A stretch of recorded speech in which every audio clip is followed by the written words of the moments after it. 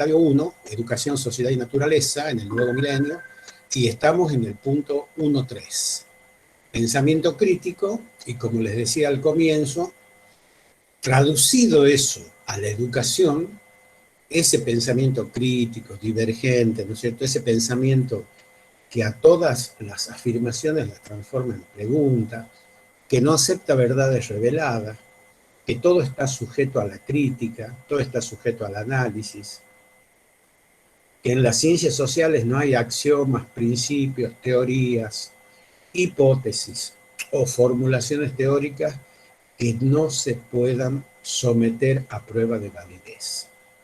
Entonces, el pensamiento crítico, que traducido a la educación serían las pedagogías críticas, es uno de los temas sobre el cual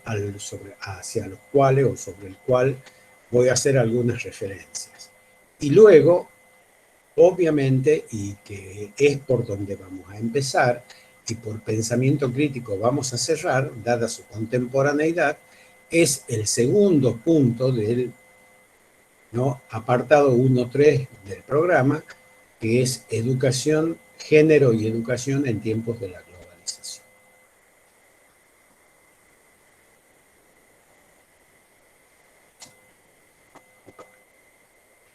Entonces, para comenzar a hablar de género y educación en tiempos de la globalización, lo que ponemos, ¿no es cierto?, en consideración, lo que ponemos en la mesa del debate educativo, ¿no?, de la reflexión pedagógica, porque una clase también es una reflexión compartida, no crean que uno viene con un versito aprendido, porque eso sería mentira, sino que es una reflexión compartida entre docentes y alumnos, y además porque así lo dice Freire. Freire dice, ¿no es cierto?, el docente es discente, habla, pero ese hablar no es un hablar monologal, sino un hablar dialógico. Porque hay muchas maneras de hablar, incluso el diálogo hasta puede tener mucho significado, ¿no es cierto? Dialogar, decía él, no es hablar con otros, porque yo con otros, incluso a gente que me resulta de poca significatividad, yo puedo hablar con otros, pero puedo hablar formalidades, cosas huecas, cosas que ni me interesan, cosas que son formatos. Hola, buen día, ¿cómo estás? A mí no me interesa cómo estás, en realidad es una frase hecha. ¿No? Y el otro me dice, también me responde con la frase hecha, bien, estoy muy bien. Y capaz, ¿no es cierto?, que lo están esperando en la casa, lo están esperando todos los acreedores, no sé. Y él te dice, bien, estoy muy bien. Freire dice que eso no es diálogo. ¿No? Que el diálogo es un proceso de encuentro entre el docente y quienes lo escuchan, entre ese docente discente y entre ese alumno que también es discente. Quiere decir que los dos hacen uso de esa arma valiosísima que es el ministerio de la palabra. Y el diálogo, dice Freire, es en primer lugar un encuentro, pero no un encuentro físico entre dos personas, sino un encuentro profundamente espiritual donde yo, a través del diálogo, en realidad, dice Freire, me intereso por el otro, me preocupo por el otro y trato de construir frente a los problemas que la vida nos plantea, que la relación con el mundo nos plantea, de proponerle aprendizajes para que a esos problemas los podamos resolver conjuntamente. Entonces, diálogo es encuentro, ¿no? Por eso el docente es discente y la pedagogía freireana es una pedagogía dialógica. Dialógica quiere decir que el docente y el alumno construyen el conocimiento mutuamente a partir de una relación donde lo que se habla no son formalismos, sino donde lo que se habla significa la construcción de un puente conceptual para que ambos, desde sus lugares, construyan los saberes. Ni el docente enseña, ni el alumno aprende. Ni el alumno aprende solamente, ni el docente enseña solamente. Acuérdense también de la otra frase de Freire que decía, todo aquel que enseña aprende y todo aquel que aprende enseña. ¿No? Digo esto como introducción porque recién les decía de que en realidad el tema esencial con el que vamos a comenzar es educación en tiempos de la globalización. Bueno, y volvemos a lo que le decía recién. Bueno, esto es un diálogo. Yo aspiro no a recitar las cosas de memoria, sino a que esta clase los invite a ustedes a pensar, los invite a ustedes a buscar información, a leer el módulo adecuadamente y, como también le decimos, recuadrado en, ¿no es cierto?, el instructivo del módulo. Si ustedes buscan otra información, si ustedes bucean información, bibliografía relacionada al tema, tienen todo el derecho de hacerlo y la libertad de hacerlo, siempre y cuando esa bibliografía sea una bibliografía con respaldo científico, con reconocimiento académico, no con autores debidamente reconocidos, porque tampoco vamos a poner cualquier verdura o lo que diga cualquiera de estos chantas comunicadores, ¿no es cierto?, que se dicen comunicadores y en realidad son simplemente operadores mediáticos de acuerdo a quién les paga y a quién les llena el bolsillo. Hablan, ¿no es cierto?, en función de lo que reciben y no en función de lo que informan. Y eso nos lleva a un tema contemporáneo que es producto de la pandemia y que con la pandemia se ha agudizado, que es el tema, ¿no es cierto?, de la cuestión de género hoy. Pero esa cuestión de género hoy no es de hoy.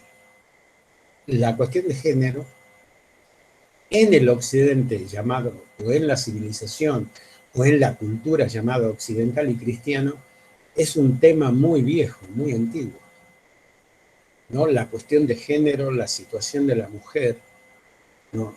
Esa mitad invisible de la historia, como decía, ¿no?, Luis Vitale, ese gran historiador platense, de origen platense, radicado en Chile, fallecido hace muy poco, en el 2014, y que escribió un libro extraordinario, que yo no lo tengo en formato digital, lo tengo impreso, pero en algún momento lo voy a digitalizar para compartirlo, y que se llama La historia de la mujer en América Latina. Y dice una frase que me parece extraordinaria: la mitad invisible de la historia, ¿no? Y con esa frase de Vitale me quedo.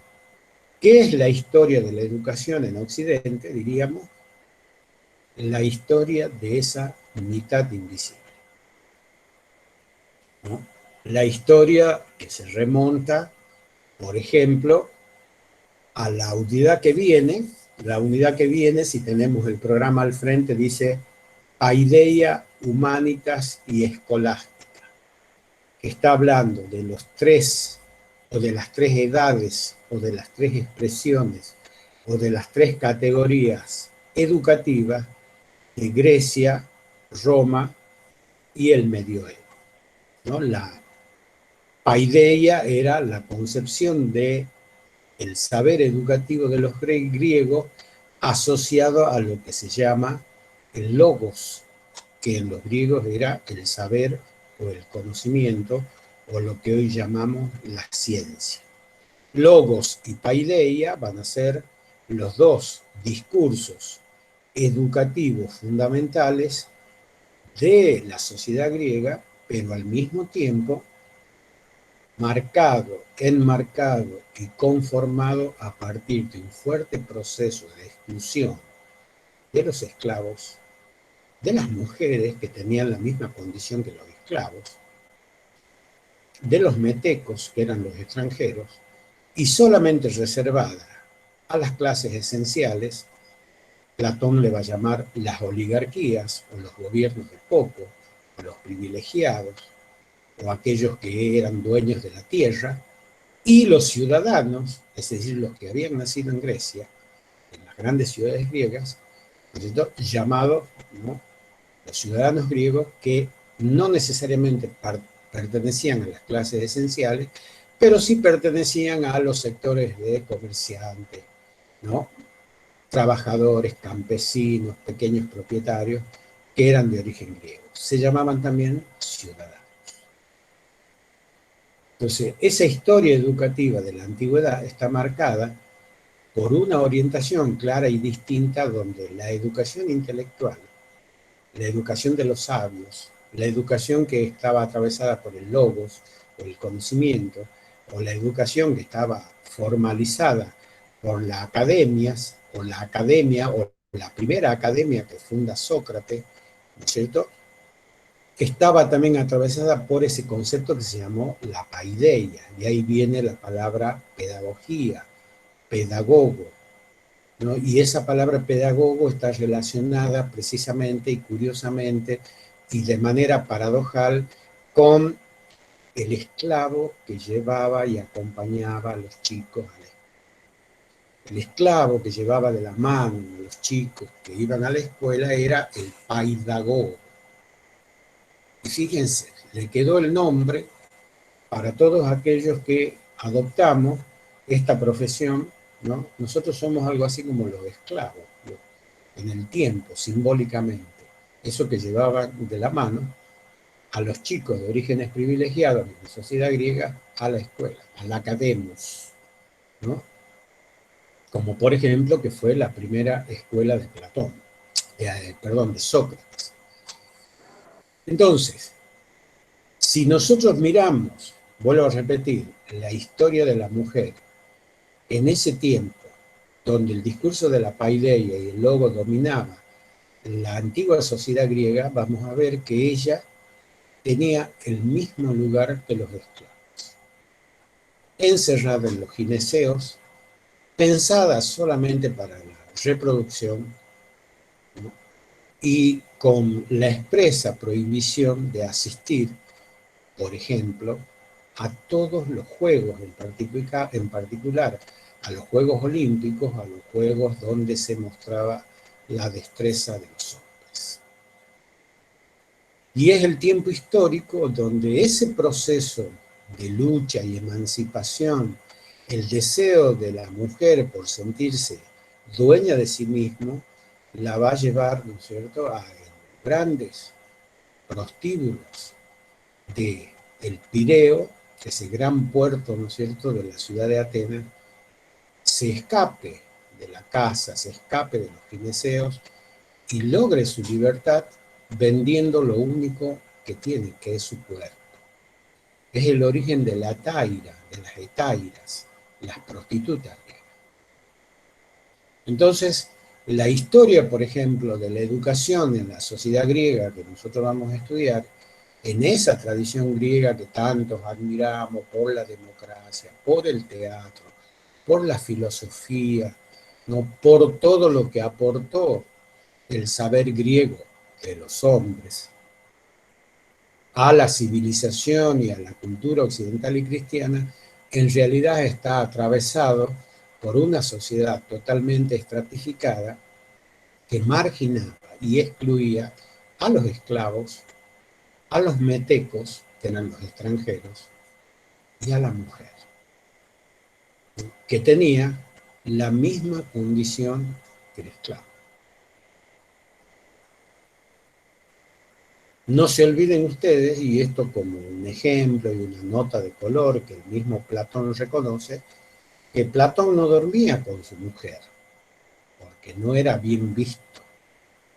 Era bien visto que duerma con sus discípulos, porque la homosexualidad en esa cultura no estaba mal vista porque era la relación discipular que muchas veces se establecía entre el maestro y el alumno. La mujer de Platón dormía en la puerta y en el suelo, como duerme el perrito.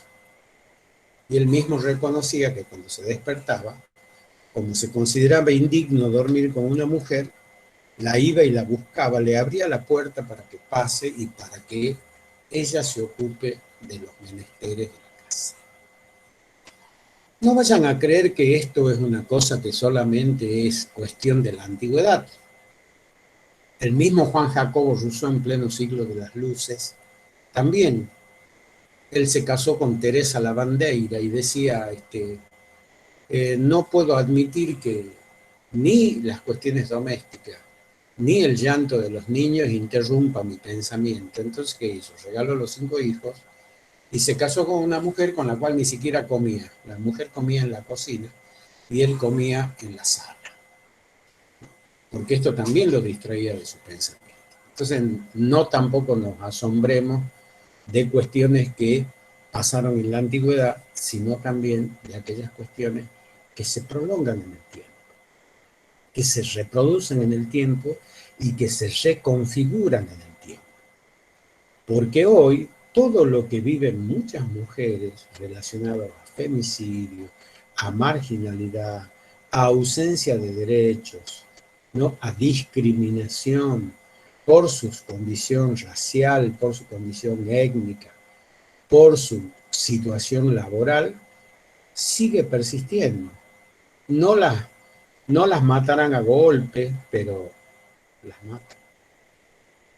Entonces, y si nosotros nos trasladamos, ¿no?, en este viaje imaginario a la sociedad romana, a ese gran imperio, al formidable y primer imperio, ¿no?, más poderoso del mundo antiguo, que es la Roma posterior a César, ¿no es cierto?, la Roma posterior al año 112 a.C., cuando deja de ser una república y se transforma en un imperio, también vamos a ver que esa sociedad está atravesada por la humanitas, que es el saber educativo, y por las artes liberales, que es la ciencia, ¿no?, que es la música, que es parte de lo que se conocen como lo que proveían las musas. Y esas artes liberales, los 7 saberes de las artes liberales, son las que se van a trasladar al medioevo y van a transformar el trivium y el quadrivium. Pero ya vamos a hablar de eso, no nos vamos a apurar. Y en ese marco de dominio político del primer imperio más poderoso del mundo occidental y de la era cristiana, porque uno también podría hablar del imperio, ¿no es cierto?, de Alejandro el Magno, discípulo de Aristóteles, pero el problema es que eso ocurre en la era precristiana, no en plena era cristiana, cuando, ¿no es cierto?, nace prácticamente el imperio, que es en el siglo cero, que es el siglo del nacimiento de Cristo, cuando el imperio romano está en pleno proceso de expansión, ¿no? Y acuérdense ustedes cómo fue durante el siglo I, el siglo II y el siglo III, la enorme represión y persecución de ese cristianismo, ¿no?, que alguna vez tendríamos que repetirlo en el presente. Ese cristianismo que se presentaba como oposición a los poderosos, como expresión de los débiles, como expresión de los desesperados, como discurso de esperanza para los necesitados, ¿no?, y sobre todo como un resguardo espiritual para los desposeídos. Y además con un discurso de trascendencia que al menos nos daba esperanza de que si esta vida era de mierda, perdonando la expresión poco académica, al menos nos esperaba otra vida después de la muerte. Entonces, ¿qué quiero decir con esto? La humanitas y las artes liberales formaron parte también de una sociedad como la sociedad romana, penetrada también por la misma estructura social que la sociedad griega. Una sociedad donde también excluía a la mujer, además legalizaba la prostitución. Emperadores romanos, ¿no es cierto?, como Constantino, emperadores romanos, ¿no es cierto?, como el famoso Calígula, que tenía una relación incestuosa con su madre, ¿cierto?, establecieron pautas para que funcionen lo que en ese tiempo se llamaban los lupanajes. Y un barrio de Roma fue famoso, se transformó en una especie de lugar turístico de la Roma antigua, que era el barrio de Suburra, donde estaba totalmente legalizada la prostitución, no solo femenina, sino también masculina. Entonces, cuando nosotros estudiamos este proceso educativo, vamos a ver también que en Roma la educación también era exclusivamente del género masculino. No era popular, no estaba orientada hacia las clases menos pudientes, hacia los sectores desfavorecidos, a los sectores marginales, mucho menos a los esclavos. Estaba reducida a los sectores privilegiados del imperio, a los grandes terratenientes campesinos, a los grandes comerciantes, a los políticos, a los senadores, ¿no? Y cualquier película que ustedes vean que es muy buena, muestran, que sea muy buena, muestra esta condición. Hay una serie en Netflix que se llama precisamente Suburra, y que ustedes pueden verla. Si bien se remonta a la mafia actual de Roma, su nombre nos remite a un barrio de Roma que todavía existe. Es ese barrio que en tiempos de la antigüedad dio origen a las primeras formas de prostitución legal y establecida por los emperadores romanos. La educación en la sociedad antigua no nos deja pensar de que no hubo excepciones que rompieron la regla.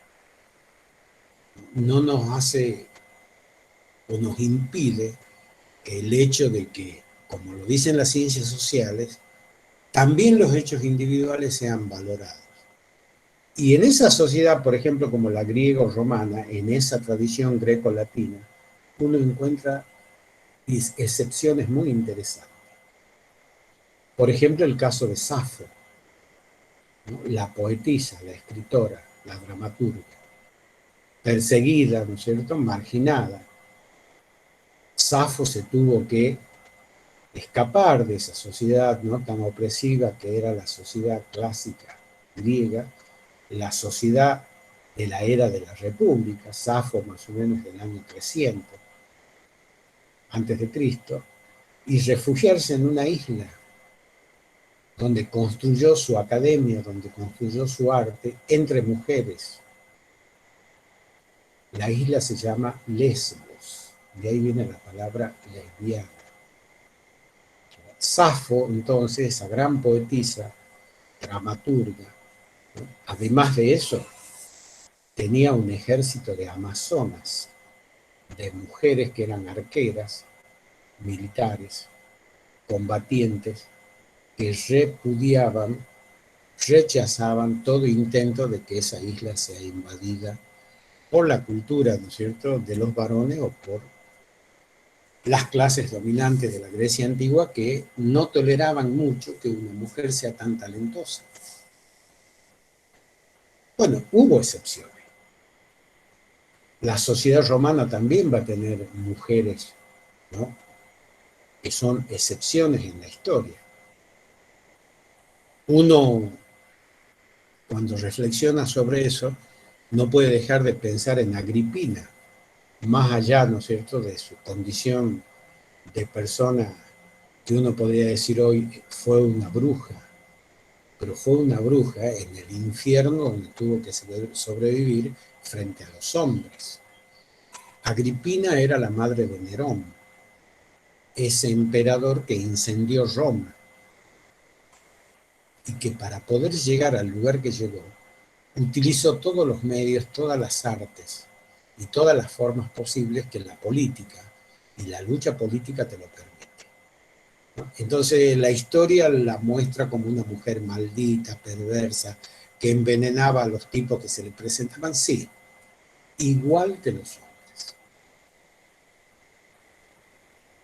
Entonces, ¿por qué yo les cuento esto? Porque si ustedes van reflexionando sobre la cuestión de género en Occidente, esa cuestión es muy antigua, en primer lugar. Es muy aguda, en segundo lugar, porque ha invisibilizado, como les he dicho, a la mitad de la condición humana. Esa otra mitad es el género femenino. Porque la ha excluido y porque la lucha en la historia pedagógica por los procesos de inclusión que recién van a producirse en el siglo XIX, o sea, de toda la historia educativa de Occidente, nosotros vamos a ver que casi, ¿no?, 1900 años de historia occidental reconocida desde la era cristiana, nosotros tenemos recién a partir del siglo XIX, después de las revoluciones burguesas del siglo XVIII, cuando nace la cuestión social, cómo la mujer comienza a transformarse en sujeto de la historia. cómo la mujer comienza a transformarse en un sector de la sociedad antropológica, cultural, productiva e intelectualmente reconocida.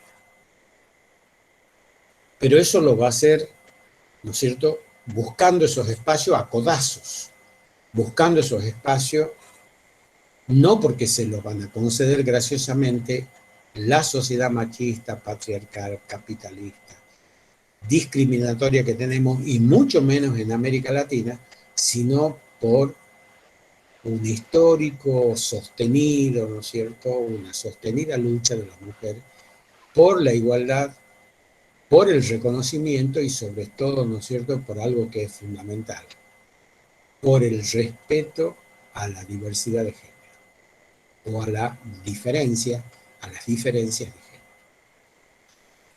Y si uno, por ejemplo, se ubica en la sociedad medieval, y ahí entramos en la tercera enunciación o categorías de análisis del estadio 2, que sería la S, nosotros nos vamos a encontrar con más o menos 1200 años de sociedad medieval. Nada, ¿no? Nada, 1200 años. La mitad de lo que llevamos viviendo como civilización occidental y cristiana desde el año cero, o sea, desde el nacimiento de Cristo, ¿no? La medievalidad abarca, ¿no?, casi la mitad de lo que se conoce como, en Occidente, la era cristiana. Desde el siglo III, IV, cuando se cae el Imperio Romano de Occidente, hasta el siglo XV, 1100 años de medievalidad. Entonces, ¿cómo no la vamos a estudiar nosotros, aunque sea a vuelo de pájaro? Porque además la medievalidad, ¿no es cierto?, nos va a permitir a nosotros comprobar cómo se extingue la sociedad antigua, la tradición greco-latina, y cómo surge lo que se conoce como la era cristiana o el nacimiento de la civilización occidental y cristiana. Cómo se impone frente a los discursos politeístas de la tradición greco-latina los discursos monoteístas en todo el mundo occidental, y en particular en nuestro mundo occidental el discurso monoteísta cristiano. Porque en el discurso mesooriental, no es oriental sino mesooriental, de las culturas del Oriente Medio, no se va a imponer, ¿no es cierto?, el discurso monoteísta cristiano, sino el discurso monoteísta musulmán. El acceso, la ruptura de la antigüedad y el nacimiento de la era cristiana y de los discursos monoteístas no solo implica el advenimiento del cristianismo, sino otras formas de monoteísmo. Y las tres formas dominantes de monoteísmo que en este momento perviven como discurso dominante de lo trascendente es el discurso monoteísta cristiano, el discurso monoteísta musulmán y el discurso monoteísta hebreo o judaico. Bueno, nosotros vamos a estudiar la tradición dentro de la medievalidad, la imposición del discurso monoteísta de raíz cristiana, y que en Occidente va a transformarse en el discurso católico. No confundir cristianismo con catolicismo. El cristianismo es el movimiento, el catolicismo es una de sus expresiones de ese enorme universo que es, ¿no es cierto?, el cristianismo. Porque hay cristianos que no son católicos. Por ejemplo, los evangelistas.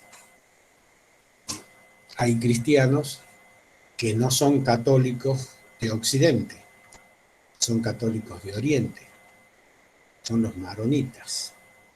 Acá en Tucumán, si ustedes van a la calle Santiago y se cruzan con la Junín, van a encontrar una iglesia maronita. ¿Por qué les explicamos todo esto? Porque una cosa está asociada a la otra.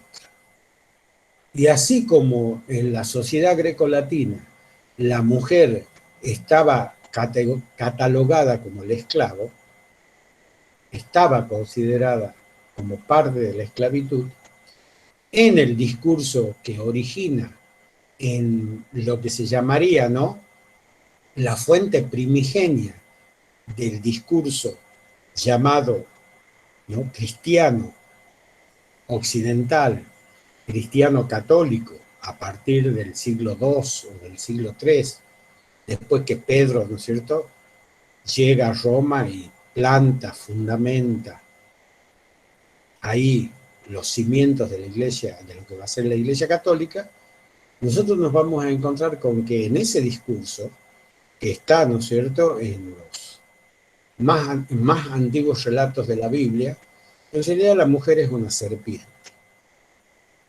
Es esa serpiente que lo pervierte al tonto de Adán, ¿no es cierto?, le da la manzana de la tentación y a causa de ella, de su felonía, vamos a ser expulsados del paraíso. ¿Cómo comienza el discurso cristiano, ¿no? ¿Cómo representa a la mujer? Hay muchos cuadros de pintores muy clásicos como Miguel Ángel, como el mismo, ¿no?, Rafael Sanzio, como, ¿no?, Leonardo, donde en ese cuadro bíblico, o en los cuadros bíblicos, si ustedes la ven a la serpiente que le entrega la manzana a Adán, la figura de la serpiente es una mujer. Entonces, también nosotros tenemos, cuando analizamos los discursos pedagógicos, no educativos, pedagógicos son los que nos dan la pauta de cómo va a ser el proceso educativo, encontramos estas iconografías.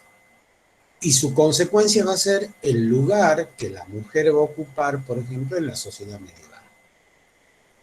Y eso se ilustra bien, por ejemplo, en el caso de la mujer campesina, en una película que se llama El nombre de la rosa y que es obligatorio para el tercer módulo, donde, por ejemplo, la mujer es una mujer analfabeta, sin nombre, campesina, cuya vida es una vida sin futuro. Lo máximo que puede llegar a ser es una curandera o bruja. Y si es bruja va a ser quemada. Salvo las mujeres de la nobleza o la esposa de los varones o la esposa de los señores feudales, que también son prisioneras de un patriarcalismo exacerbado.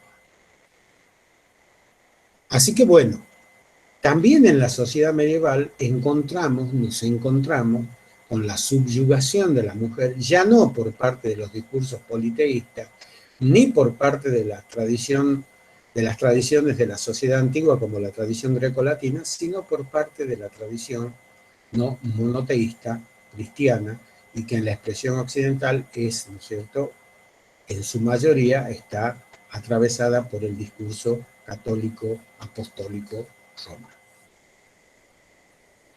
Sin embargo, también la sociedad medieval nos va a plantear un conjunto de excepciones. Yo voy a citar a una, Hildegarda de Bingen. Dicho de otra manera, las mujeres siempre van a luchar por tener, por lograr, por adquirir un espacio donde se les permita pensar, reflexionar, donde se les permita, ¿no es cierto?, desplegar su inteligencia y su capacidad, como decía la misma Hildegarda, de hacer sentir mal a los hombres, porque era una mujer que sabía tanto, que de niña fue encerrada en un convento, en un monasterio, y que ella de ese monasterio lo hizo un centro de saber internacional que aún hoy funciona. Entren a internet y pongan Hildegarda de Bingen, con B larga, y G, Bingen, es latín, por eso la G suena suave, si no sonaría Bingen, Hildegarda de Bingen, para que vean lo que esta mujer pudo hacer desde un convento, desde la celda de un convento, de un monasterio en el siglo X.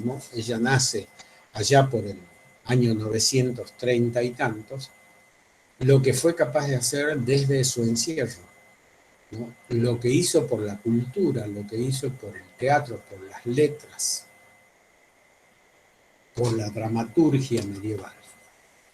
Entonces, eso que demuestran, las excepciones que demuestran, que más allá de las condiciones en que se puedan vivir, siempre hubo excepciones que confirmaron la regla.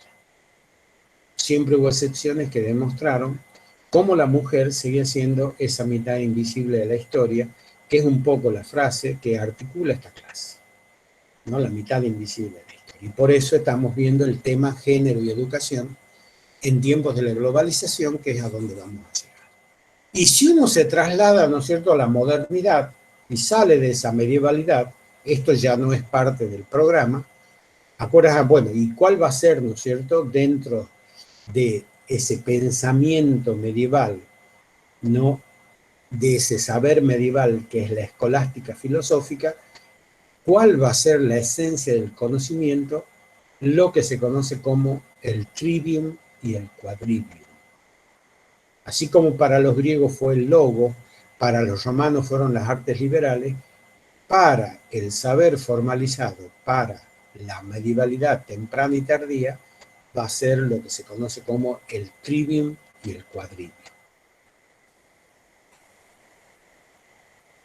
Y si nosotros, después de transponer el umbral de 1000 años de medievalidad, nos ubicamos en la modernidad, para hacer esta especie de línea imaginaria de por qué a la mujer la consideramos la mitad invisible de la historia, y por qué es muy importante en los procesos educativos, y más en una facultad donde las mayorías son mujeres, hablar de estos temas,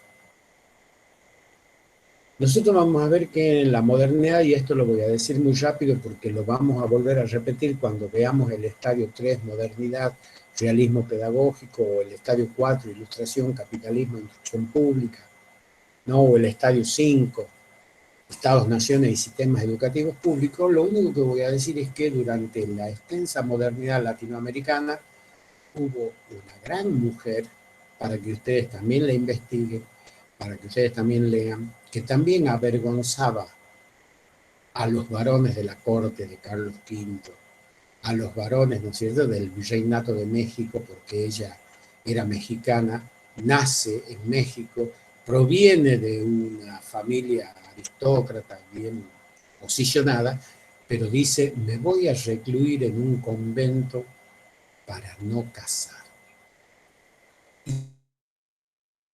Y poder escribir y estudiar.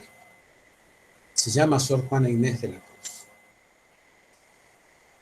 Y lean la genialidad de esta mujer, ¿no? Sor Juana Inés de la Cruz, que avergonzaba en política a los estrategas, ¿no?, y cortesanos de su majestad Carlos V, el rey, ¿no es cierto?, de un imperio sol, como él decía, porque cuando el sol se acuesta en Madrid, ya se levantó en Filipinas, ¿no? En ese imperio donde no se ponía el sol, había una mujer como Sor Juana Inés de la Cruz que era muy capaz.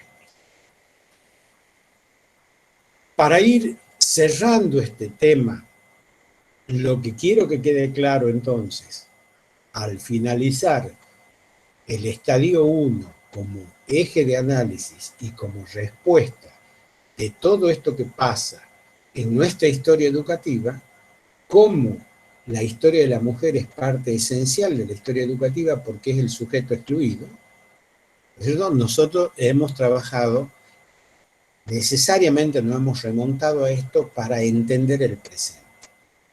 ¿Y por qué en el presente y con la pandemia las cuestiones de género, educación, ¿no?, de todo lo que es la cuestión de la mujer se ha vuelto uno de los problemas más agudos de la sociedad?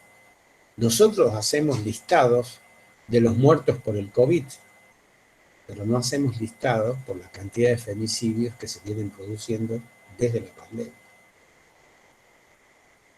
Eso pareciera que no importa, pareciera que está naturalizado. Y fíjense no es una cuestión ni de pasión, ¿no? Como se decía antes, crímenes pasionales, ¿no? Desencuentro, maridos celosos, no, no, no, que es otro problema. Es un síntoma más del grado de enfermedad que tiene una sociedad envuelta en una peste que no solo es sanitaria, es cultural, es productiva, tiene que ver con el ataque a la naturaleza, tiene que ver con la contaminación, tiene que ver con la desregulación y la degradación de los vínculos sociales, tiene que ver con la explotación de la naturaleza y su destrucción, tiene que ver con la concentración desvergonzada de la riqueza en manos de unos pocos. Y, por ejemplo, eso se traduce en el escándalo de las vacunas. Fíjense lo que una ex ministra de este país ha declarado en los medios y que tendría que estar presa por traición a la patria. Y bueno, y si le hubiéramos entregado a Pfizer las Malvinas para que nos dé vacunas gratis. Bueno, ¿no? En un país serio, como dicen muchos, ya tendría que estar procesada porque no se entrega una parte del territorio para que nos den una vacuna si nosotros estamos en condiciones de comprarla en otros lugares del mundo. Pero más allá de eso, yo les quiero contar una cosa. Mi infancia, ¿no? Yo transité mi infancia en medio de lo que fue la epidemia de poliomielitis. ¿Saben por qué se venció a la poliomielitis?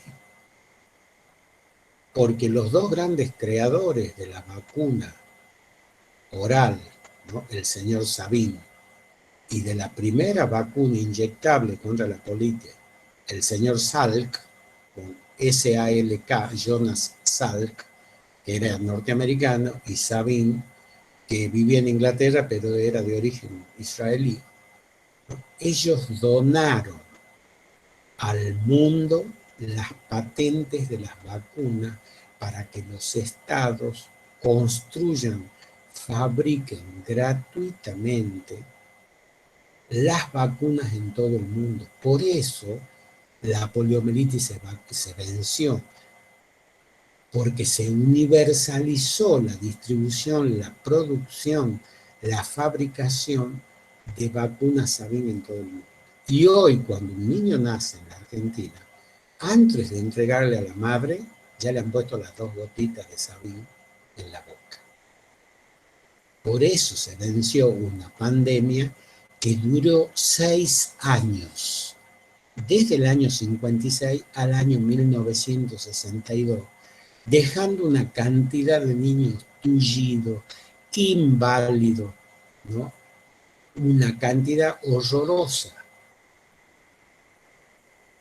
Bueno, hoy asistimos a esta, ¿no es cierto?, degradación humana, donde un remedio fundamental, de una posibilidad cierta de vencer a la pandemia, se mercantiliza de la forma más atroz, más miserable, y donde el capitalismo, ¿no?, donde el neoliberalismo muestra, ¿no?, su cara, su humanidad más atroz, o su inhumanidad más atroz.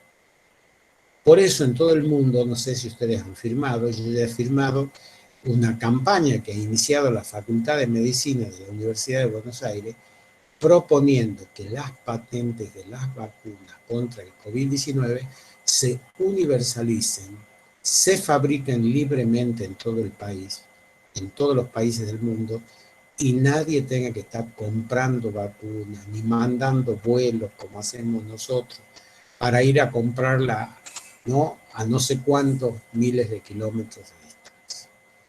Bueno, todo eso, y en el medio la cuestión de los femicidios, hace que nosotros como intelectuales de la educación tengamos que estudiarlo. No lo estudiamos porque sea un tema de moda. Es el tema de género y la situación de la mujer hoy un síntoma de la degradación de la sociedad. Es un síntoma de por qué estamos tan mal.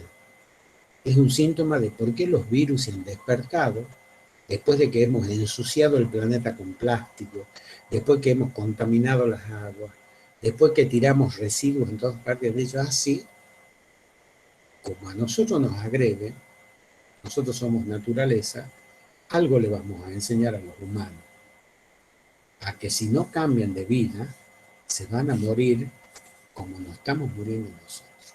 No lo digo yo, ¿no? Lo dicen los científicos más prestigiosos del mundo. Lo dice, por ejemplo, el doctor Roberto Robacio, profesor consulto de la Universidad de Córdoba, amigo mío, y que tiene unos artículos que después, para la lectura de ustedes, que sea una lectura, digamos, complementaria y no importante, yo les voy a colgar en el Facebook a quien le interese. Entonces, volviéndonos a ubicar en el tema, y siendo ya las 12:34, faltando 6 minutos para la hora, no vamos a ampliar más la exposición, sino que vamos a abrir un cuadro de diálogo, de preguntas, a lo mejor también quiere aportar lo suyo Susana, Liz.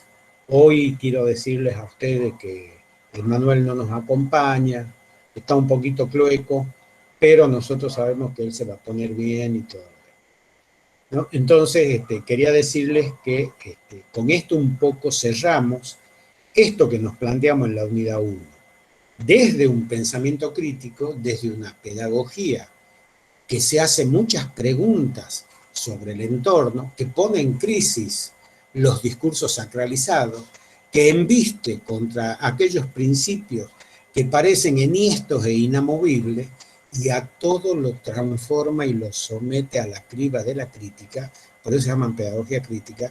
Entiendan, además, no es crítica porque critica, criticona.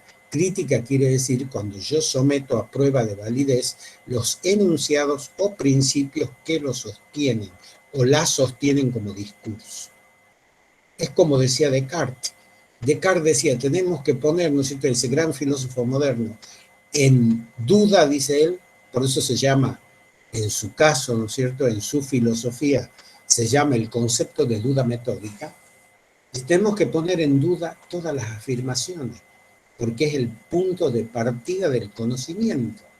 No hay conocimiento sin pregunta. Y a él, ¿no es cierto?, que usa una metáfora, que fue en ese momento una metáfora desgraciada, y por eso fue perseguido por la iglesia, y por eso fue excomulgado, y tildado, ¿no es cierto?, de ateo y todo eso. Él, como ejemplo, dijo, bueno, si una máxima, si un principio es Dios existe, poner en duda eso significa planteárselo a esto como pregunta. Por eso se llama la duda metódica. ¿Existirá Dios? Y bueno, ahí bueno, lo acusaron de ateo, de esto, y lo persiguieron, ¿no? Y un poco más lo excomulgan. Ponía un ejemplo. Así como nosotros podemos poner otros ejemplos. Por ejemplo, las ciencias duras dicen que todos los metales se dilatan con el calor. Y es un universal, dice, todos, no deje excepción. Todos los metales es una ley de las ciencias naturales y en particular de la física. Todos los metales se dilatan con el calor. Nosotros, desde una concepción crítica y de una pedagogía crítica del conocimiento y de la educación, diríamos, ¿será verdad que todos los metales se dilatan con el calor? No sé si se entiende. Nos alejamos de las llamadas, ¿no es cierto?, de los enunciados duros, de los enunciados sacralizados, de las supuestas verdades inconmovibles, y transformamos esas supuestas verdades inconmovibles en lo que se llaman hipótesis reflexivas, preguntas, aporías, reflexiones. Una pregunta es la misma que acompaña siempre a las ciencias sociales. Y, por ejemplo, ¿no es cierto?, Fortunato Malimachi, un especialista en sociología de las religiones, que es profesor en la UBA, que es amigo mío y que yo los sigo mucho, él decía, tenemos que poner en duda todos los enunciados. Todos los enunciados. Bueno, poner en duda todos los enunciados en ciencias sociales es lo que articula, o lo que se articula como la relación teoría-práctica.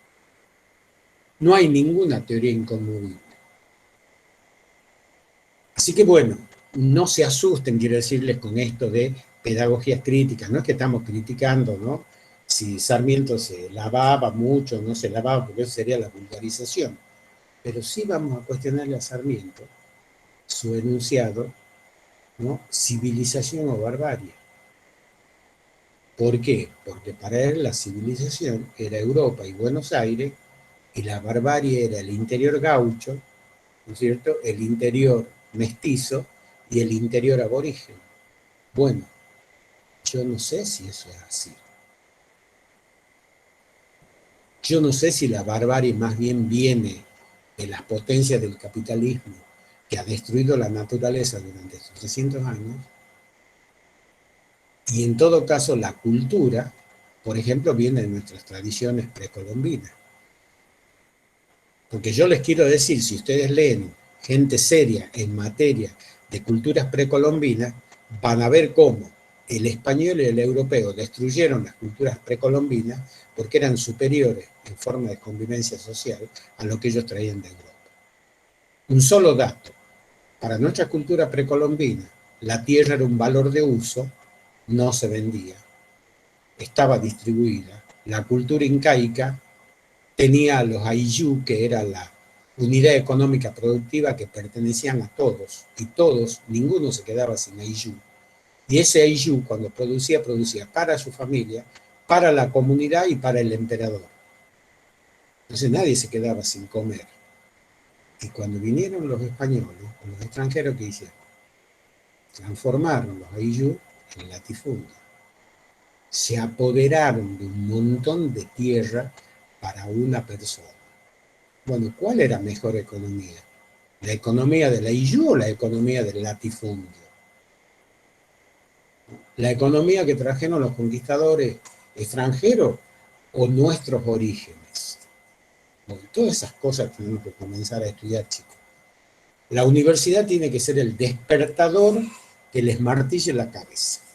Bien, son las 2:40, tenemos 20 minutos, queda planteado el tema y ustedes hagan las preguntas, no sé, Susana, Liz, si quieren aportar algo más a este tema, y voy a abrir también el chat para ver qué preguntas hay.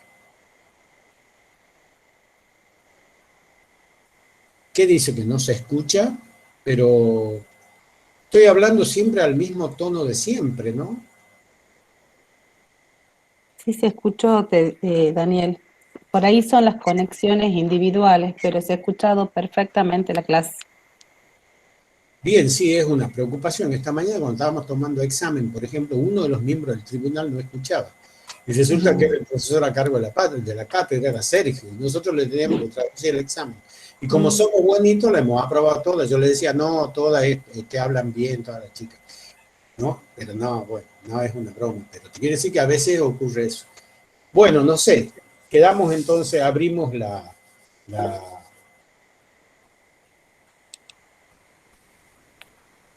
Señorita Lizondo, ¿qué película? Yo ya les voy a indicar la película que ustedes van a ver y que obviamente se va a referir a la cuestión de género en la sociedad actual. No se olvide usted que el segundo módulo todavía abarca la unidad número 1. Historias de vida, películas sobre exponentes e historias femeninas hay muchas. No necesariamente la protagonista puede ser una mujer. Pero así como le hemos dado Parasite para que ustedes vean, no cómo se vive en sociedades como la asiática y qué similitudes encontramos con lo que vivimos nosotros, también van a tener un film de ficción, una película de ficción seleccionada para todo eso. El aspecto nociológico, al cual dice la señorita Adra, es lo que en términos del conocimiento medieval se llamó la escolástica. En la filosofía, ¿no? En la modernidad, en la medievalidad tardía y lo que en la medievalidad temprana se llamó el trivium y el quadrivium. Se llama escolástica desde el campo filosófico, se llama nociología desde el nacimiento de la llamada ciencias duras a comienzo, no con el nominalismo de Ockham en el siglo XII o con los primeros pensadores pre-renacentistas del 480 italiano, el la gnoseología, la gnoseología era el primer conocimiento no solo de carácter filosófico, sino de carácter científico. Tenemos, por ejemplo, en el discurso gnoseológico lo que se llamó, vuelvo a repetir, el nominalismo y los fundamentos del empirismo.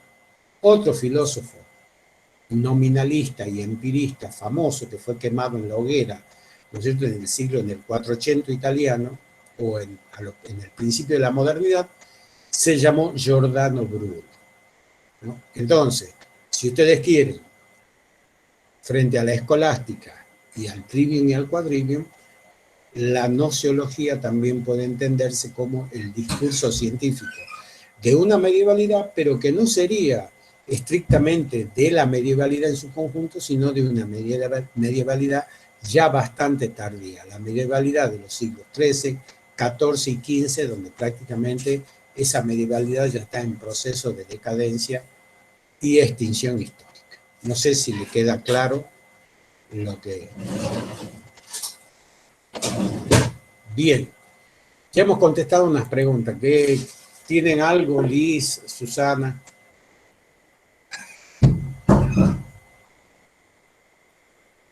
Yo simplemente la verdad que escuchar es un placer, Daniel, porque hay todo un trasfondo de situaciones, como decís, de exclusión de esta mitad invisible de la historia, ¿no? La verdad que hacer una mirada tan acertada de la mujer a lo largo de la historia, creo que es un gran acierto desde la materia y desde la cátedra. La verdad, Daniel, es maravilloso escuchar, no agregar más, pero a veces encontrarle el sentido de por qué hoy a veces se vive lo que se vive, pero no es porque es ahora la preocupación, sino simplemente esa historia que de alguna manera fundamenta lo atroz que en muchos casos ha vivido la mujer, ¿no? La muerte por abortos clandestinos, la quema de mujeres en las hogueras, lo que sucede hoy, por ejemplo, en la provincia de Formosa con las mujeres huichis.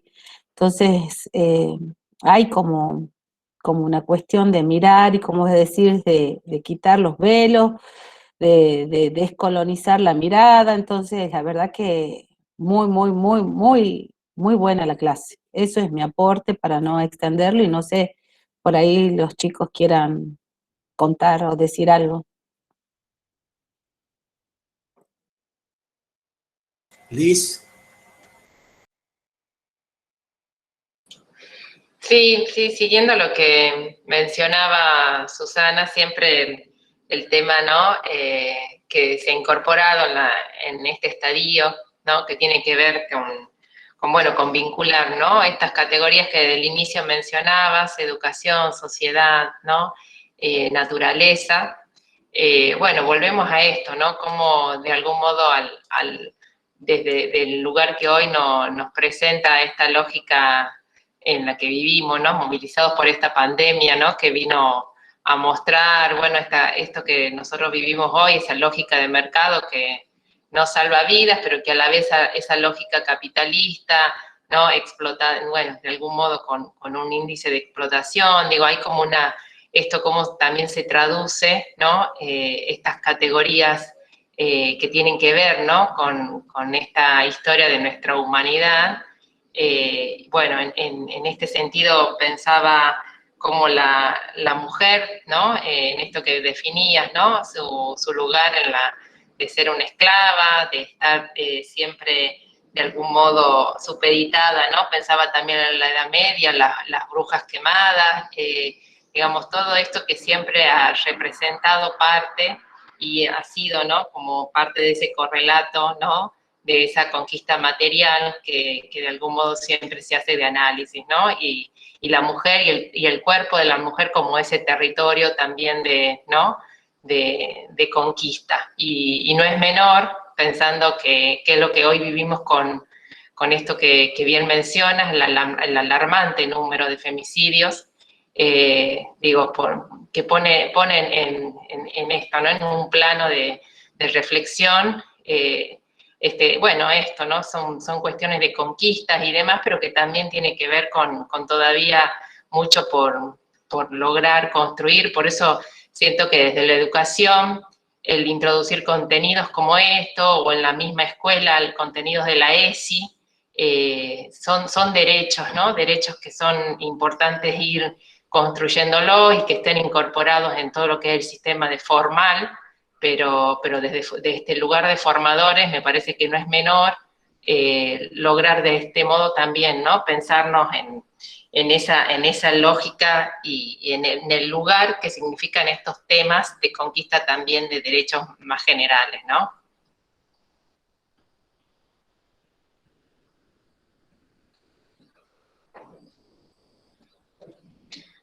Solo eso, sin no sé. Así es, comparto lo que decís.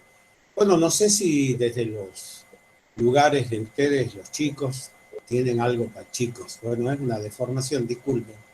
Chicos y chicas. Ah, bueno, ustedes tenemos varias generaciones en el medio, pero si alguien quiere aportar algo, decir algo, preguntar, solamente responderle a la señorita Jacqueline Nair Maná, que dice si la construcción del trabajo debe ser como una producción completa. No, se lo pongo en texto. Es un cuestionario, y esto va para todos, que tienen que contestar argumentativamente. Es decir, tienen que ajustarse a la concepción. Si nosotros quisiéramos que hayan una producción completa, le hubiéramos dicho, escriban un ensayo, escriban un texto, como le hemos dicho específicamente en el módulo 1 respecto, por ejemplo, al comentario de la película.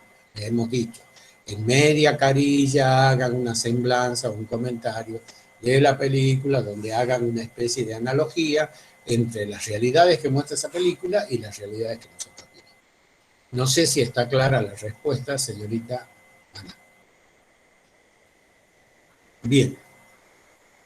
Profe, yo quería agregar algo, me parece que está bueno lo que decía la profesora recién y la clase en general me parece que estuvo muy buena. Yo la cursé en otro momento la materia y nada, me parece muy bien que se agreguen estos contenidos en cuanto al género y a la visión de la mujer a lo largo de la historia, y me parece también importante pensarlo no solo en lo que tan oprimida es y fue siempre durante toda la historia de la humanidad la mujer, y lo marginada que fue siempre en sus distintas formas hasta el día de hoy, sino también cómo se convirtió y sigue siendo y siempre fue, frente a toda esa opresión, una luchadora, o siempre formó parte de un gran movimiento que logró muchas conquistas y que lo sigue haciendo ahora, como lo vimos hace no mucho tiempo con el aborto, y del que acá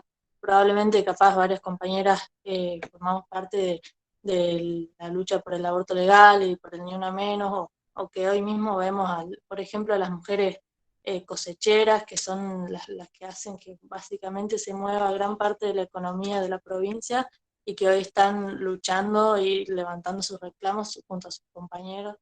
O el año pasado que vimos a las mujeres en la primera línea peleando por el derecho a la vivienda, también eso me parece muy importante también que podamos pensarlo de esa manera, porque por ahí siempre se pone a la mujer en un lugar de víctima, o se la estudia de esa manera, o se la estudia, o se la observa de esa manera, o sea, del lugar en el que tanto se la oprime, que tanto se la ataca y se la margina, y por ahí no tanto en qué tanto se ubica como una luchadora que se une a sus compañeros y a distintos sectores de la sociedad y conquista derechos, que es lo que hizo a lo largo de la historia también, y lo sigue haciendo.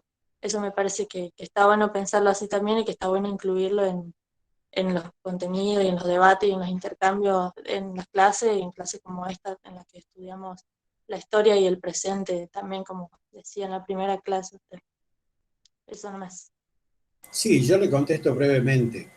Nosotros obviamente lo hacemos de la historia. Lo deseable es que el plan de estudio comience a plantearse la cuestión de género y educación desde todos los lugares que vos señalas. Porque también en otro en otro chat me hablaban de la cuestión de las mujeres trans, sí, toda esa problemática. ¿Saben por qué? Porque es la problemática de la realidad. Nosotros no hacemos esto porque nos guste, ni nos parece novedoso, ni nos parece ganchero, todo eso son expresiones miserables y patéticas. Lo hacemos porque es un problema concreto que vivimos en la sociedad. Y todos sabemos que el currículum y sus saberes tienen una profunda identificación con el contexto para que ese currículum sea significativo, para que ese currículum tenga saberes esenciales, para que ese currículum sea formativo. Si no, nos transformamos en seres librescos que venimos a recitar libros, que venimos a recitar contenidos, ¿no es cierto? Y en una facultad de filosofía y letras poblada de mujeres, por ejemplo, ¿no? Un solo departamento, creo que es el de ciencia de la educación y otro de filosofía, ha repudiado la agresión a esta compañera por parte de un profesor, a esta colega por parte de un profesor, ¿no es cierto? Y que ese profesor hoy día está siendo sometido a juicio académico y ha sido relevado de sus funciones. Increíble en una facultad de mujeres. Por eso digo, entonces yo creo que comparto con usted. Lo que sería deseable es que no sea esto solo objeto de una, de dos o tres materias, sino que los planes de estudio estén atravesados por una realidad que ya es insoslayable, que ya no la podés tapar, es como querer tapar el sol con los ojos, ¿verdad? Y así como durante los 2000 años, los 2100 años que llevamos de cultura occidental y cristiana, la educación fue una adquisición fundamentalmente de género masculino, nosotros también vamos a ver cómo existe esa mitad invisible. Así que bueno, es un tema, pero ese tema lo atraviesa, uno diría, es un contenido transversal del programa. ¿No?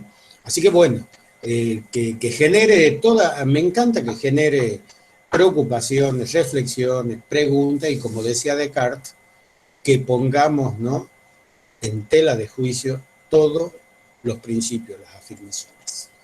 Así que bueno, algún otro comentario, alguna otra pregunta por parte de nuestros oyentes, como diría, ¿no es cierto?, alguien que está transmitiendo un programa de radio. Si no, estamos a 5 minutos de terminar la clase. Y si no hay ya participación, Susi, podemos ir cerrando la grabación, ¿verdad? Para que ya la subamos. No importa que no esté grabado esto ya